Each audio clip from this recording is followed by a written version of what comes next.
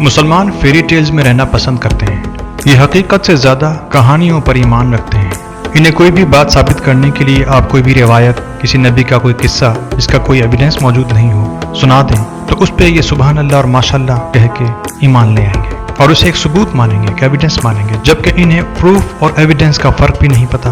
और जो चीज़ ये एज प्रूफ मान रहे हैं वो इवन एविडेंस भी नहीं है, वो एक अफवाह से ज़्यादा कुछ भी नहीं। हमारी नई जनरेशन समझदार है, लॉजिकल है, साइंटिफिक है। इसके बावजूद ये लोग उन लोगों को फॉलो कर रहे हैं जिनके पास अपनी बात साबित करने के लिए कोई सॉलिड एविडेंस नहीं है।